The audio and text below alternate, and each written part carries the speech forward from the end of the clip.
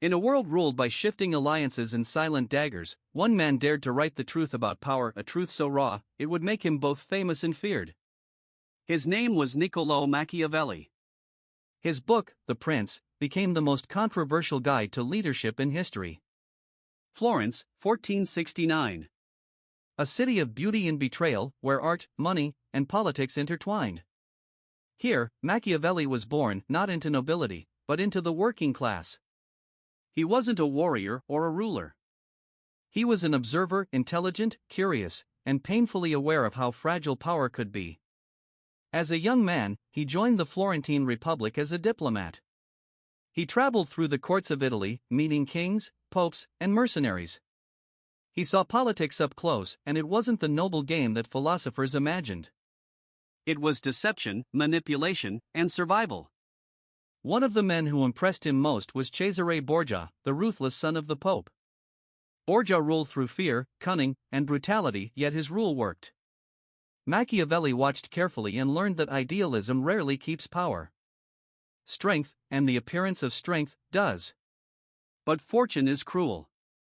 In 1512, the powerful Medici family returned to Florence. The Republic fell, and Machiavelli, once a loyal servant, was accused of conspiracy. He was arrested, tortured, and finally exiled from the city he had served. Alone in the countryside, cut off from politics, he wrote. And what he wrote would echo for centuries. In exile, he created The Prince, a book not of dreams, but of reality. A brutal, honest examination of how power truly works.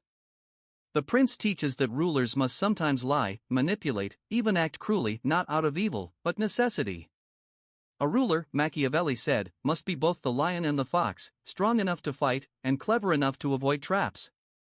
And he warned that moral virtue alone cannot protect a state, because enemies do not play fair. This is where the phrase, the end justifies the means, comes from, though Machiavelli never wrote it exactly. He meant that in politics, intentions matter less than results. If a harsh act protects the nation, it may still serve the greater good.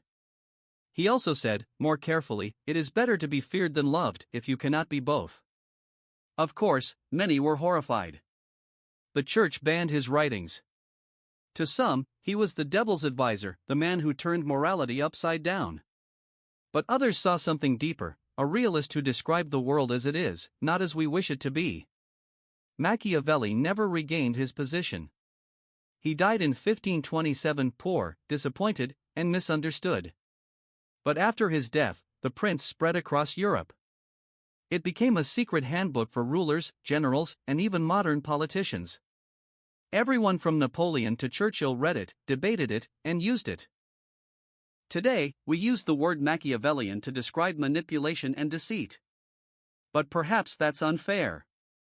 He didn't create corruption, he exposed it. He didn't teach cruelty, he revealed that it already ruled the world. Machiavelli forces us to confront an uncomfortable truth. To lead, to survive, and to protect what we love, sometimes we must see beyond good and evil. Not to become monsters, but to understand them. And maybe, that was his greatest lesson. If you enjoyed this story, leave a like and subscribe for more tales of history's most fascinating minds. Who should we cover next? A philosopher, a conqueror, or another misunderstood genius? Until next time, remember, history isn't only what happened. It's what we choose to learn from it.